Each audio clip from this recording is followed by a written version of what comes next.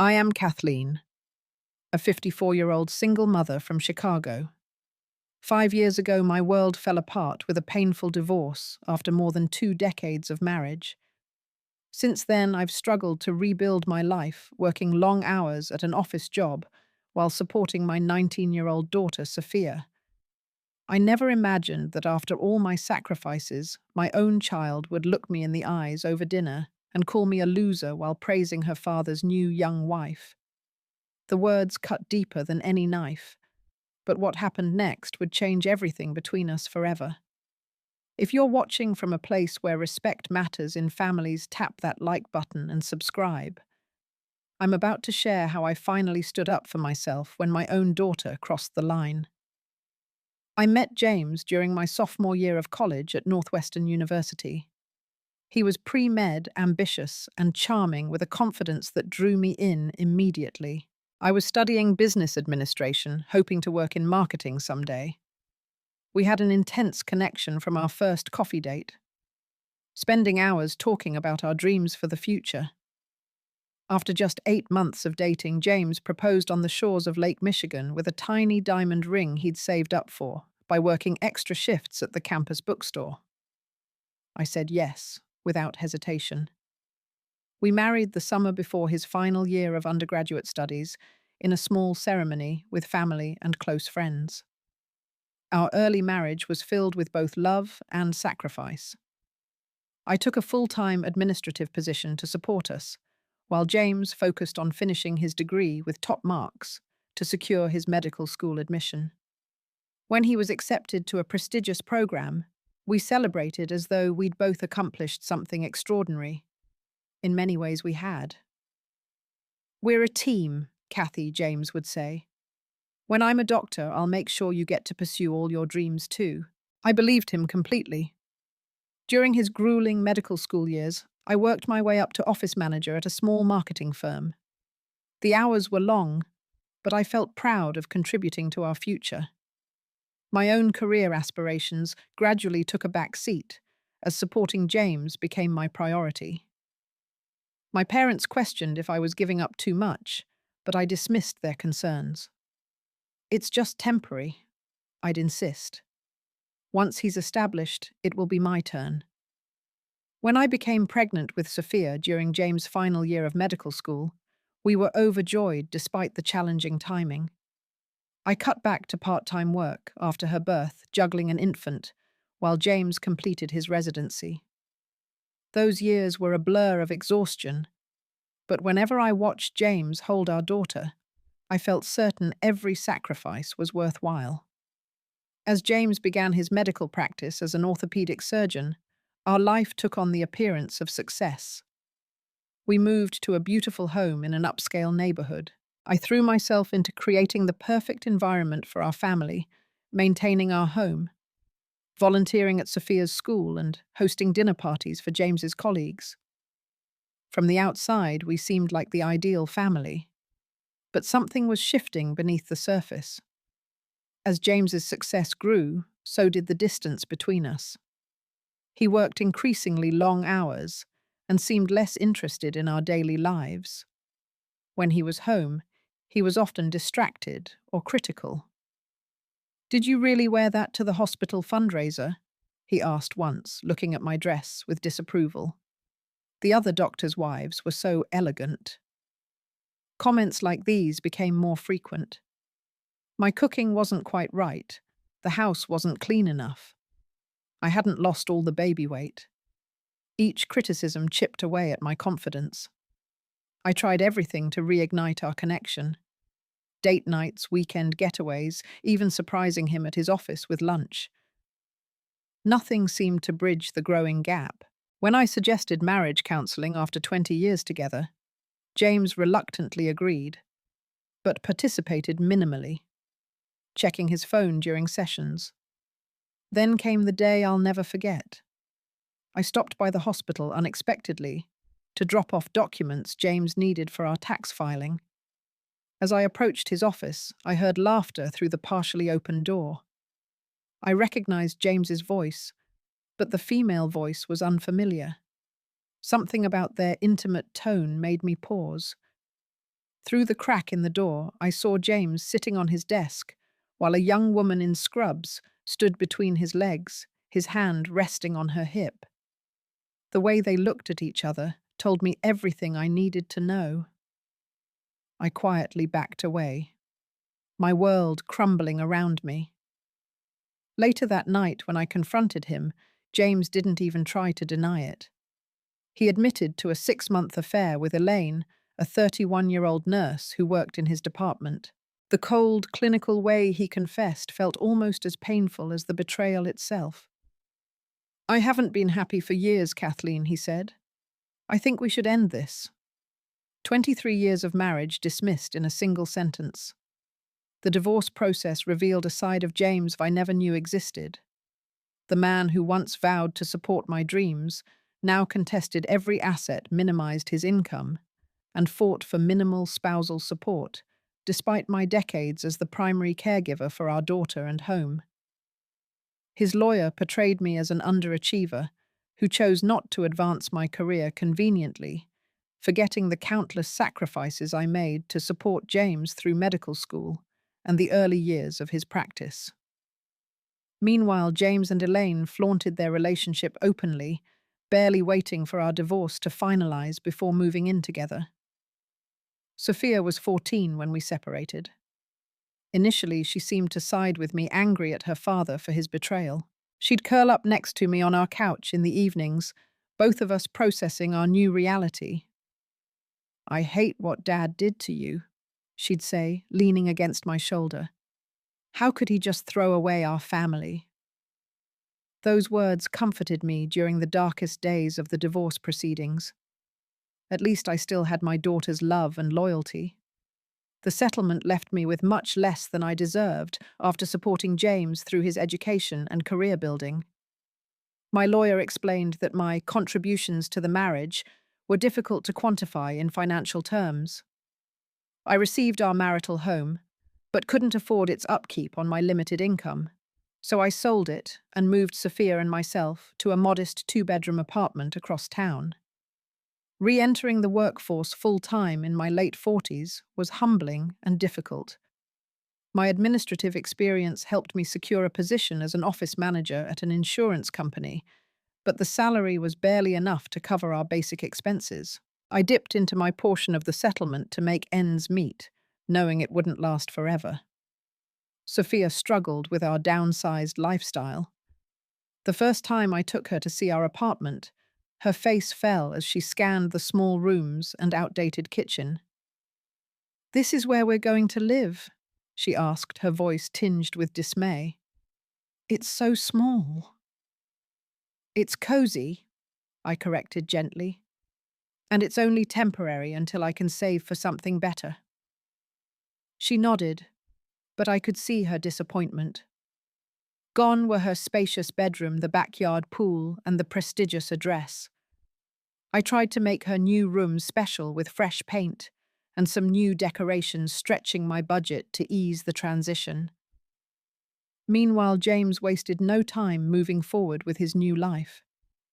6 months after our divorce was finalized, he married Elaine in an extravagant ceremony at a luxury resort. Sophia attended as her father's daughter, returning with stories of ice sculptures, a 7-tier cake, and Elaine's designer gown. "Dad and Elaine are going to Bora Bora for 2 weeks," she informed me, scrolling through photos on her phone. "Their overwater bungalow costs $3,000 per night." I just nodded, trying not to let her see how much it hurt to hear about their lavish lifestyle, while I calculated whether we could afford to order pizza that weekend. As Sophia entered high school, James and Elaine purchased a mansion in the most exclusive neighborhood in Chicago. Their new home featured in a local magazine spread, which Sophia proudly showed me. 6 bedrooms, a home theater, an indoor pool, and a wine cellar. The article mentioned Elaine's background in fashion and her plans to open an upscale boutique funded by James.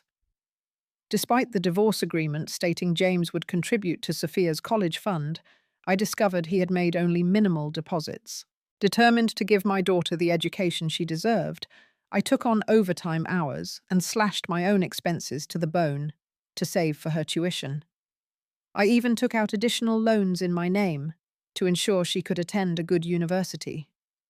For Sophia's 18th birthday, I surprised her with a used but reliable car, a 5-year-old Honda Civic that consumed most of my annual bonus. Her reaction wasn't quite what I'd hoped for. "It's not exactly a BMW," she said, forcing a smile. "But thanks, Mum. It's practical." I tried not to let her response sting. "It's safe and dependable," I said. "And the insurance won't break the bank." What I didn't tell her was that I'd be the one paying that insurance along with her cell phone bill, health coverage, and numerous other expenses. I wanted to protect her from financial worries while she focused on her education. As Sophia spent more time with James and Elaine in their luxurious home, I noticed subtle changes in her attitude toward me. She began to compare our lifestyles more openly, making comments about our apartment's size, my wardrobe, or our grocery store choices. "Elaine never buys store brand," she remarked once while unpacking shopping bags. "She says quality is worth paying for." I bit my tongue, resisting the urge to explain that Elaine wasn't paying for anything with her own hard-earned money. Instead, I focused on maintaining our bond through our traditional Sunday brunches and movie nights. I told myself the materialistic attitude was just a phase one she would outgrow as she matured. I never imagined how much worse things would get. When Sophia started college studying business administration at a private university in Chicago, I expected some separation was natural. What I didn't expect was how quickly she would gravitate toward the lifestyle James and Elaine offered, spending most weekends and free time at their mansion, rather than visiting me or staying in her dorm. "Dad and Elaine are having a pool party with some of Dad's colleagues from the hospital." She'd text to cancel our standing Sunday brunch. "Great networking opportunity." Or, "Elaine's taking me shopping at Michigan Avenue. Rain check on the movie." I'd respond with forced cheerfulness, swallowing my disappointment. "Of course, honey. Have fun. Love you." My social media feeds became a constant reminder of what I couldn't provide. Sophia posted endless photos lounging by James and Elaine's pool, dining at exclusive restaurants, attending charity galas as their guest. Each image was perfectly filtered, showing a life of privilege that excluded me entirely. One particularly difficult post showed Sophia, James, and Elaine on their yacht on Lake Michigan, all wearing coordinating white outfits and designer sunglasses. The caption read, "Sunday Fun Day with the parents #blessed had family time parents," as if Elaine, only 13 years older than Sophia, had somehow replaced me in the equation. Despite the emotional hurt, I continued supporting Sophia financially. I paid her car insurance and phone bill. I maintained her health insurance through my workplace. I sent monthly deposits to her bank account for books and living expenses, often skipping lunch at work to make the numbers work. When she called needing extra money for unexpected academic expenses, I transferred funds without question, even when it meant delaying payment on my own bills. Sophia's academic performance didn't reflect my financial sacrifices. Her grades slipped from A's in high school to C's and D's by the end of her freshman year. When I gently inquired about her studies, she became defensive. "College is about more than grades, Mum. It's about connections and experiences too."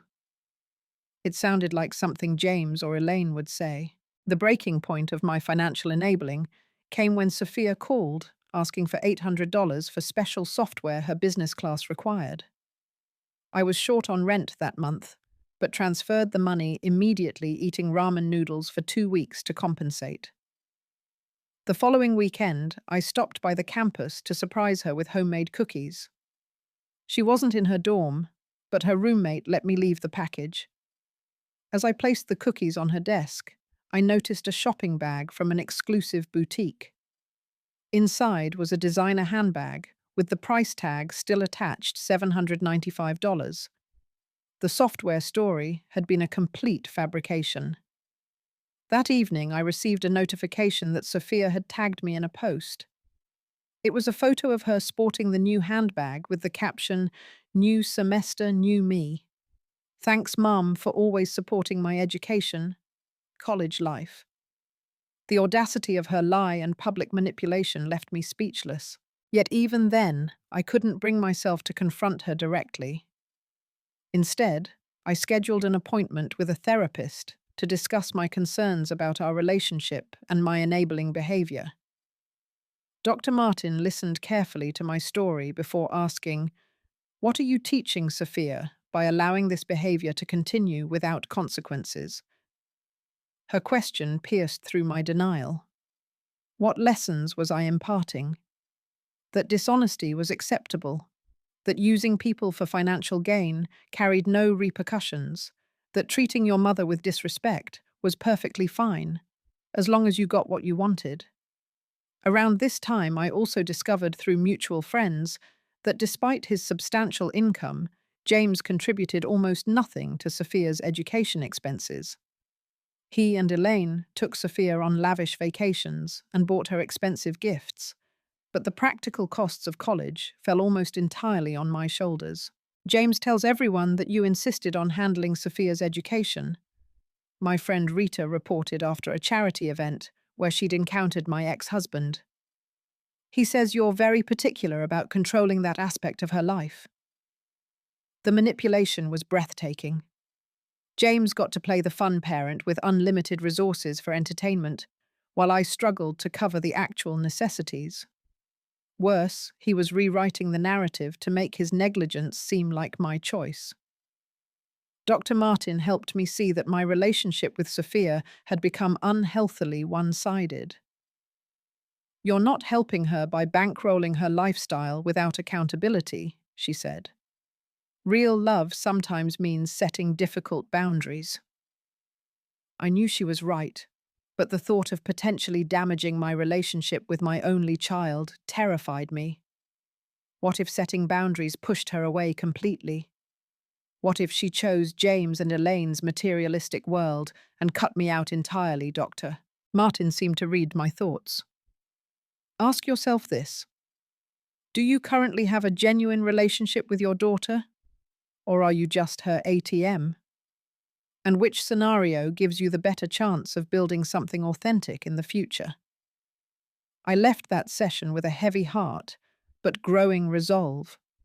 Something needed to change, and I was the only one who could initiate it. I decided to make one final attempt at honest communication before implementing consequences. I used my recent work bonus to prepare a special dinner at home, cooking Sophia's favorite meal of beef tenderloin with roasted vegetables and chocolate souffle for dessert. I set the table with our good dishes, the ones that had survived from our old life, and lit candles to create a warm atmosphere. I texted Sophia that morning. "Special dinner tonight at 6:30, just us girls. Important things to discuss. Please don't be late." She responded with a thumbs up emoji, but no confirmation. 6:30 came and went with no sign of Sophia. I texted again at 7. No response. By 7:30, the food was getting cold, and my patience was wearing thin. I called twice, going straight to voicemail both times. At 8:45, nearly 2.5 hours late, Sophia finally breezed through the door without so much as an apology. She wore a new outfit I'd never seen before. Designer jeans with an expensive-looking cashmere sweater and leather boots that probably cost more than my monthly car payment. "Sorry, lost track of time," she said, glancing around at the cold food and melted candles. "Were we supposed to eat at a specific time?" I took a deep breath, reminding myself to stay calm. "Dinner was at 6:30, Sophia. I texted you this morning." She shrugged, dropping her new purse on the counter. "My phone died. Is there still food? I'm starving." I reheated the plates while Sophia sat scrolling through her very much functioning phone. When I placed the food in front of her, she barely looked up. "So what's the big important discussion?" she asked, taking a bite of the now dry tenderloin. I sat down across from her, choosing my words carefully. I wanted to talk about college and how things are going. I noticed your grades from last semester were concerning. Sophia rolled her eyes. Here we go. Dad never harps on my grades. I'm not harping, Sophia. I'm concerned. We're investing a lot in your education. By we, you mean you write since Dad pays for practically nothing? She said this with a smirk, as if she'd caught me in a lie, rather than acknowledging her father's negligence. That's actually part of what I wanted to discuss. I continued trying to stay on track. I've been carrying most of your expenses alone, which has been challenging on my salary. Sophia looked up from her phone for the first time. Are you saying you can't afford it anymore because Dad and Elaine said they could pay my tuition if needed? The casual way she delivered this information felt like a slap. Had they been discussing this behind my back? Was this some kind of manipulation to get Sophia fully under their influence? It's not just about affording it, I explained. It's about the value you place on the education I'm working so hard to provide. Your grades suggest you're not taking it seriously. College isn't just about grades, Sophia countered, repeating her earlier mantra. Dad says the connections I'm making are just as important for my future. Connections won't matter if you don't develop skills and knowledge, I pointed out. And speaking of money, I need to ask you about something. Last month you asked for $800 for special software, but I saw a shopping bag in your dorm with a handbag that cost almost exactly that amount. Sophia's expression hardened. You were snooping in my room. I was dropping off cookies I baked for you, I clarified. The bag was sitting out in plain sight. Whatever. So I changed my mind about what I needed. It's not a big deal. It is a big deal, Sophia. You lied to me to get money for a luxury item while I'm working overtime to support your education. Sophia put down her fork with a clatter. God, Mum, you're so dramatic. It's just a purse. Elaine has like 30 of them. I'm not Elaine, I said, feeling my composure slipping. And we're not discussing her handbag collection. We're talking about your dishonesty and the fact that you seem to take my financial support for granted. Take it for granted. Sophia laughed coldly.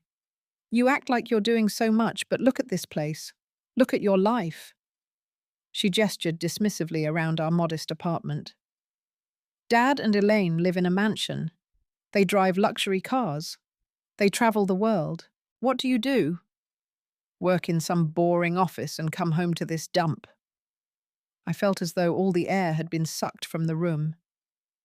Sophia, I've sacrificed everything for you. Well, maybe you shouldn't have, she snapped, her voice rising. Maybe you should have done something with your life instead of expecting Dad to carry you forever. No wonder he left. The words hung in the air between us, impossible to take back. Tears stung my eyes, but I refused to let them fall. You're such a loser, Mum, Sophia continued, twisting the knife deeper. Dad's new wife is amazing. She runs her own business, she's gorgeous, and people actually respect her. You're just pathetic. In that moment, looking at my daughter's face contorted with contempt, something broke inside me. But something else hardened too, a resolve I hadn't known I possessed. Sophia stood up, grabbing her purse. I need $2,000 for my spring wardrobe. Paris is cold this time of year, and I need proper clothes for the trip Dad and Elaine are taking me on during break. Paris? I echoed, still reeling from her verbal assault. What about your midterms? I'll figure it out, she said dismissively. Can you transfer the money tomorrow? I want to shop this weekend. Without waiting for an answer, she headed for the door. Don't wait up. I'm staying at Dad's tonight. Their guest room has a better bed anyway. The door slammed behind her, leaving me alone at the table with the meal I'd prepared with such hope. I sat there for nearly an hour, replaying her words. You're such a loser. Pathetic. This dump. After 20 minutes of crying, a strange calm settled over me. I began to clean up mechanically at first, then with growing purpose. As I washed each dish, a plan formed in my mind. Sophia had crossed a line tonight, one that couldn't be uncrossed without serious consequences. It was time she learned that words and actions have repercussions, even when they're directed at the person who loves you most in the world. I didn't sleep that night. Instead, I sat at my small desk with a legal pad making lists and phone calls. By 6 in the morning, I had a clear action plan and the determination to follow through. My first call was to my bank as soon as they opened. I explained that I needed to remove my daughter from my accounts immediately. The customer service representative walked me through the process, and within 30 minutes, Sophia no longer had access to my savings or checking accounts. "Is there anything else I can help you with today, Ms. Patterson?" the representative asked. "Yes, please. Cancel the automatic monthly transfer to my daughter's account." I replied, my voice steadier than I expected. Next, I called my lawyer, the same one who had represented me during the divorce. I explained the situation regarding college expenses and asked for clarification on my legal obligations. "According to your divorce decree, you and James are each responsible for 50% of Sophia's undergraduate education," he confirmed after reviewing the files. "That includes tuition-required books and basic living expenses if she maintains at least a 2.5 GPA. It doesn't include cars, phones, insurance travel, or clothing allowances." "And if her GPA drops below 2.5? I asked, recalling Sophia's concerning grades. "Then technically neither of you is obligated to continue payments, though you could choose to continue supporting her education." This information was valuable. For years I'd been paying far more than my required share, while James contributed minimal amounts despite his substantial income. I'd been covering Sophia's car insurance, phone bill, spending money, and numerous extras that weren't part of our legal agreement. With the lawyer's guidance, I drafted a formal email to James outlining my intentions to adjust my financial support to match exactly what was legally required of me. No more, no less.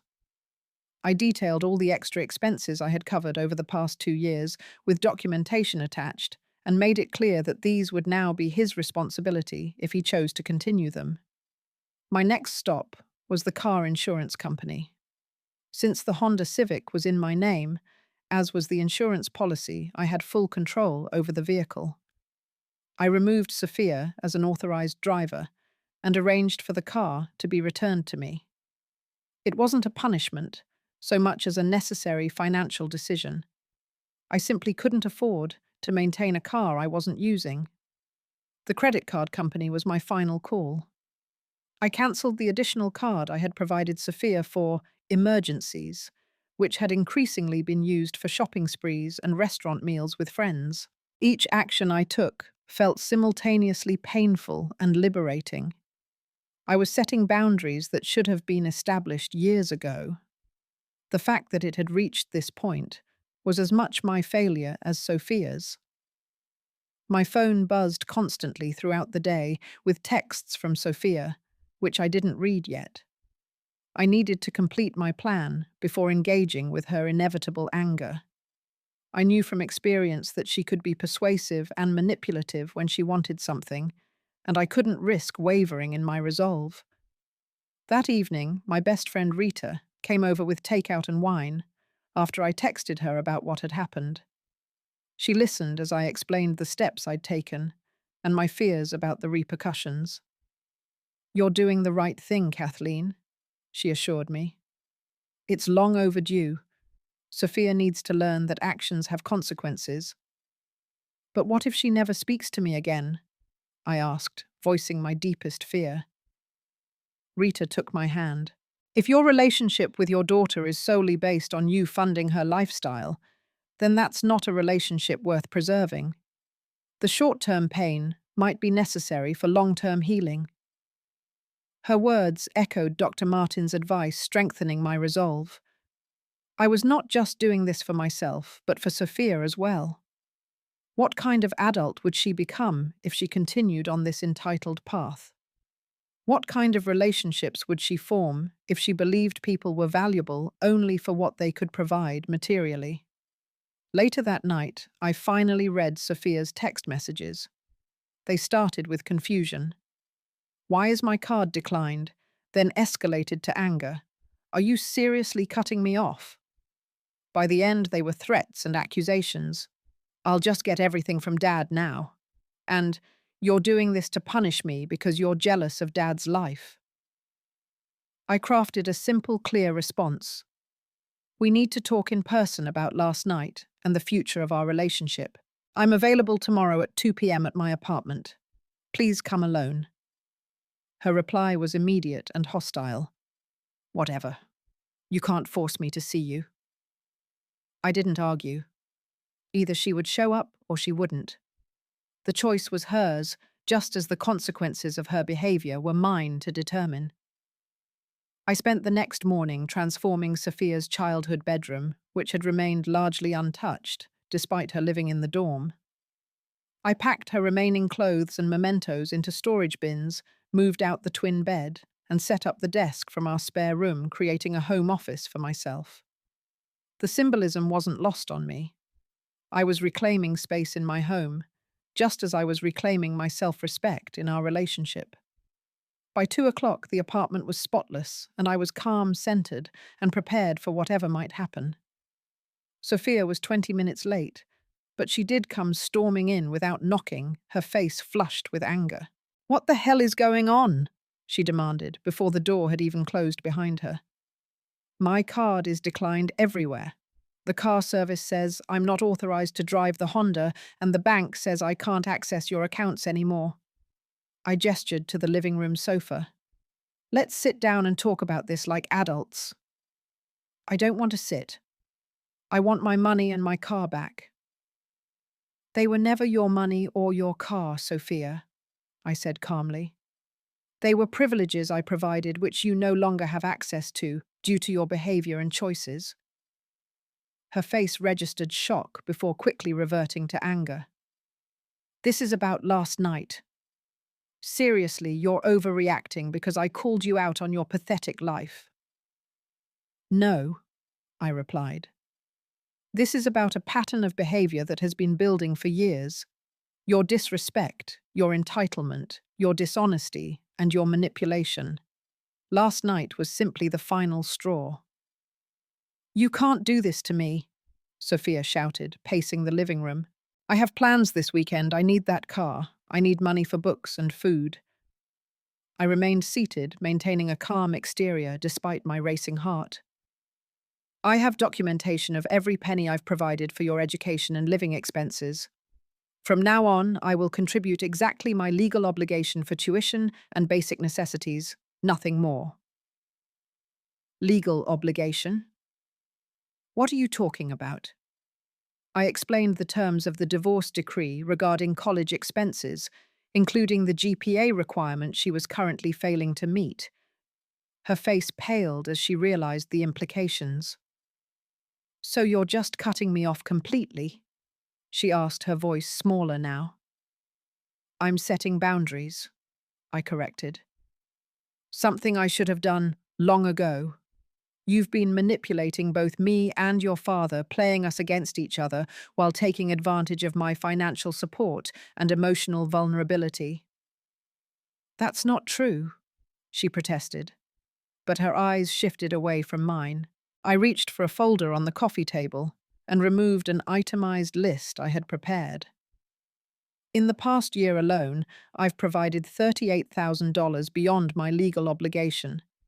That includes your car insurance, phone clothing allowance, spending money, and the emergency expenses that turned out to be shopping sprees." Sophia stared at the list, momentarily speechless.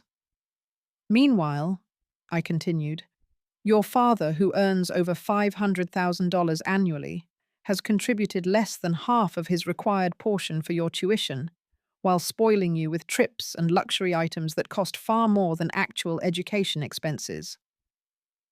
Dad says experiences are just as valuable as classroom learning, she mumbled. And do those experiences include teaching you to call your mother a loser? To describe the home I work 60 hours a week to provide as a dump? To lie about needing money for school supplies while buying designer handbags? Sophia's eyes filled with tears, but I wasn't sure if they were from genuine remorse or frustration at losing her financial pipeline. What about Paris? She asked. Dad and Elaine already booked everything. That's between you and them, I said firmly.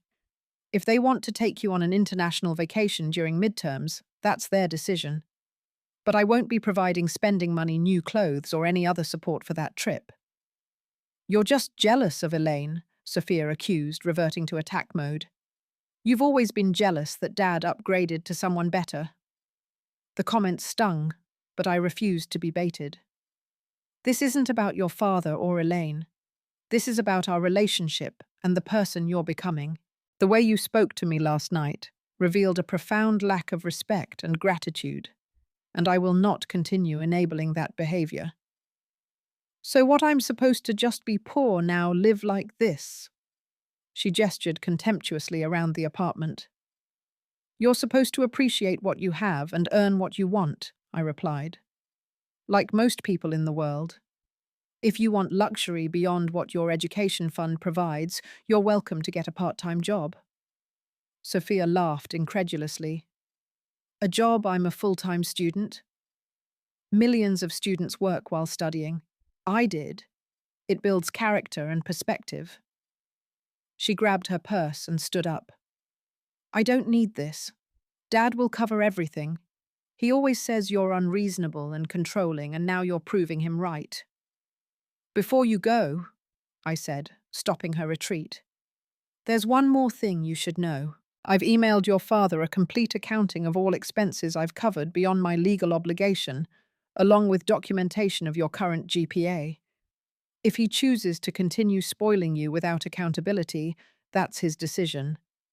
But he can no longer claim ignorance of the situation. Sophia's face flushed with anger again. You had no right to tell him about my grades. As your parents and the people funding your education, we have every right to know if our investment is being properly utilized. I hate you. She spat, tears streaming down her face now. I'm never speaking to you again. As she stormed toward the door, I called after her. I love you enough to do what's right for you, Sophia, even when it's painful for both of us. She slammed the door without responding. Within the hour, James called, his voice taut with controlled anger. What the hell are you trying to prove? Kathleen? Sophia is hysterical. I'm not trying to prove anything, I replied evenly.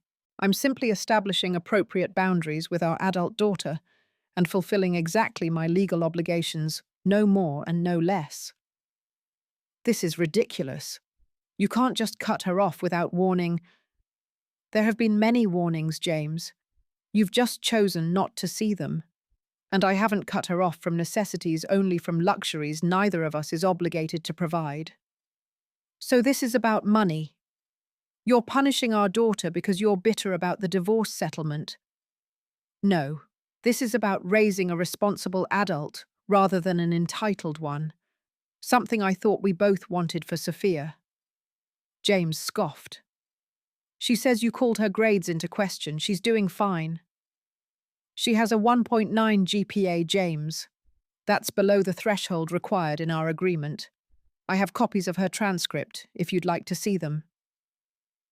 There was silence on the line as this information sank in. James had always prided himself on Sophia's academic achievement in high school. This was clearly news to him.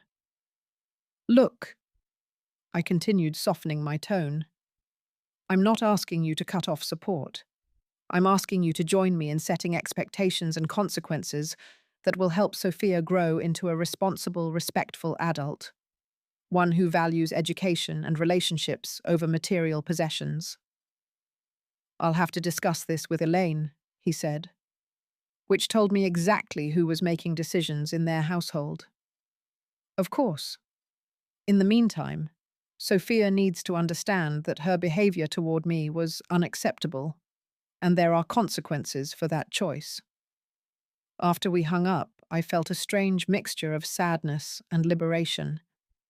I had finally stood up for myself after years of accommodating everyone else's needs and desires at the expense of my own well-being. The following days were difficult.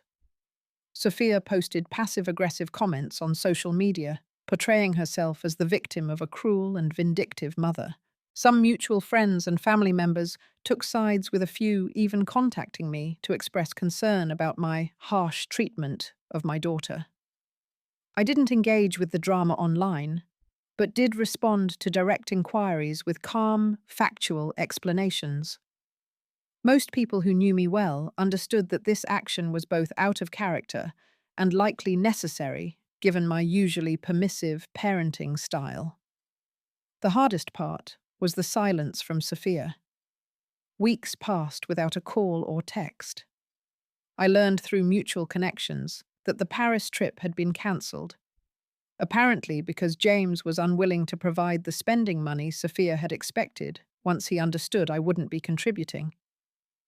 I maintained my boundaries despite the guilt and loneliness. I continued seeing Dr. Martin weekly, focusing on rebuilding my sense of self-worth, separate from my identity as Sophia's mother. I joined a book club, reconnected with old friends I'd neglected, and even took a weekend trip to Lake Michigan by myself. Something I'd never done before. In moments of doubt, I reminded myself that true love sometimes meant making difficult choices for long-term well-being. I wasn't abandoning Sophia. I was refusing to enable harmful behavior patterns that would ultimately damage her ability to form healthy relationships and find genuine happiness. For 3 months, Sophia and I had no direct contact. Those first weeks were excruciating as I constantly fought the urge to reach out, apologize, and return to our previous dynamic just to ease the pain of separation. But Dr. Martin helped me recognize that doing so would only reinforce the unhealthy patterns we'd established. Healing isn't always comfortable, she reminded me during one particularly difficult session. Sometimes the wound needs to be thoroughly cleaned before it can properly mend. I used this period of estrangement to focus on my own growth. I enrolled in a digital marketing course at the local community college, updating skills I'd let languish during my marriage. I redecorated my apartment, making it truly mine, rather than just a downsized version of our old home. I even began dating again, meeting a kind widower named Richard through my book club. At work, I applied for and received a promotion to senior operations manager with a welcome increase in salary. The extra income didn't go towards Sophia's expenses, as it once would have. Instead, I started building my retirement fund and even took a pottery class I'd always been curious about. For her birthday, I sent Sophia a simple card with a heartfelt message about my love for her, but no gift or money as had been my tradition. It was returned unopened, which hurt deeply, but didn't shake my resolve. Then, on an ordinary Tuesday morning in April, my phone displayed a text from Sophia. "Can we talk coffee tomorrow?" My heart raced as I read those simple words. After taking a deep breath, I replied, "Yes, Lakeside Coffee Shop at 10 a.m. I chose a neutral location deliberately based on Dr. Martin's advice.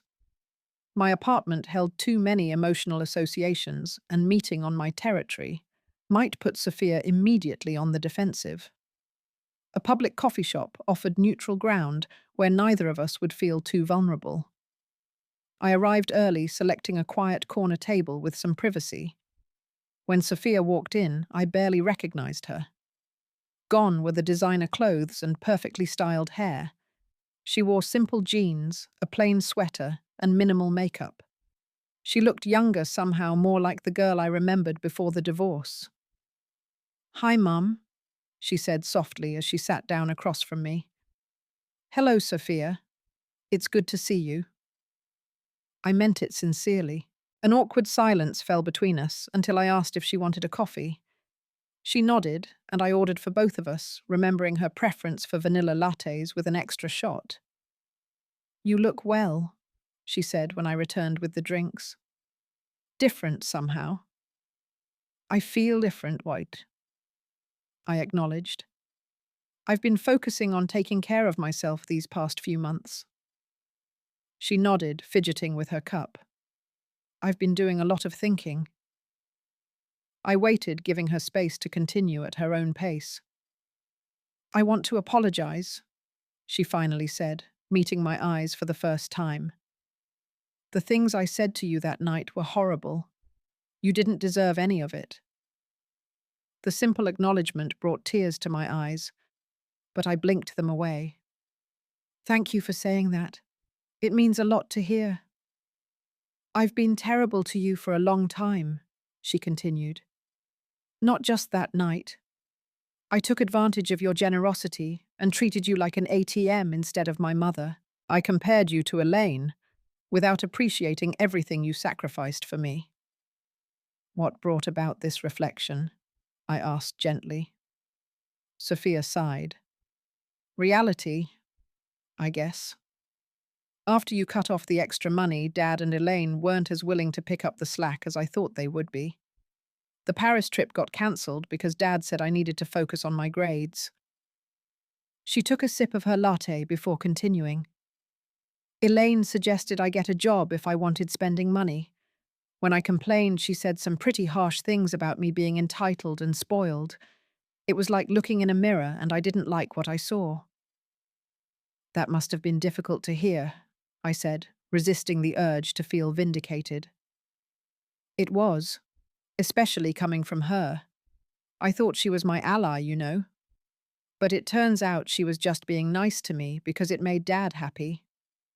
Once I started asking them for more money, her attitude completely changed. And what about your father? Sophia's expression darkened. He sides with Elaine on everything now. When I brought up the divorce agreement and how he's supposed to be paying half my tuition, he got really defensive and said I should be grateful for what they provide. I nodded, unsurprised, but saddened for Sophia's sake. Anyway, I got a job, she continued with a small smile. I'm working at the campus bookstore 20 hours a week. The pay isn't great, but it covers my phone bill and gives me some spending money. I'm proud of you, I said sincerely. That's a big step. My grades are improving too, she added. I'm up to a 3.2 GPA this semester. Turns out when you actually attend classes and do the reading college isn't that hard. We both laughed, breaking some of the tension between us. Mum, I know I don't deserve your forgiveness or your trust right away, she said, her voice cracking slightly. But I want to try to rebuild our relationship, a real one, not based on you giving me things or me manipulating you. I'd like that very much, I replied, reaching across the table to squeeze her hand. We spent the next 2 hours talking honestly about the past few years, the divorce's impact on both of us, and our hopes for the future. We agreed on a new financial arrangement where I would continue providing my share of tuition directly to the university, but Sophia would be responsible for her own discretionary expenses through her job. She asked if she could occasionally visit for dinner, and I happily agreed. As we prepared to leave, she hesitantly asked about the car. I understand why you took it back, she said. But I was wondering if we could work out some arrangement where I could use it sometimes. The campus shuttle schedule doesn't always align with my work hours. Instead of immediately agreeing, as I once would have, I suggested a compromise. How about this? You cover the insurance and gas, and you can use the car for work and school. We can put it in writing to avoid any misunderstandings. She nodded seriously. That's fair. Thank you. As we hugged goodbye, Sophia whispered, I'm so sorry for calling you a loser, Mum. You're actually the strongest person I know. Those words healed something deep inside me that had been broken long before that terrible dinner. In the year that followed, our relationship transformed into something healthier and more authentic than it had ever been. Sophia maintained her job and good grades. She visited regularly for our newly established Sunday dinners, sometimes bringing homework to discuss or seeking advice about classes and career plans. I continued my own journey of self-discovery, advancing at work and developing new friendships. Richard and I grew closer, his gentle nature a welcome contrast to James' ambition and criticism. Sophia even joined us for dinner occasionally, genuinely seeming to enjoy his company. Perhaps most significantly, Sophia began to see her father and Elaine more clearly, recognizing the conditional nature of their affection and the emptiness of their materialistic lifestyle. She maintained a relationship with them, but established healthier boundaries, no longer allowing herself to be caught in their drama or used as a pawn in their games. On my birthday that year, instead of an expensive gift purchased with my own money, Sophia gave me a handmade photo album chronicling our mother-daughter journey, including recent photos of our rebuilt relationship. The inscription read, "To the strongest woman I know who loved me enough to teach me the hardest lesson. Thank you for never giving up on me, even when I gave you every reason to." Looking back on that painful dinner and its aftermath, I realize now that sometimes losing things, money, possessions, even temporarily losing relationships, can lead to finding something far more valuable. Self-respect, authentic connections, and the wisdom that comes from making difficult choices with love as your guide. Have you ever had to set difficult boundaries with someone you love? I'd love to read your stories in the comments below.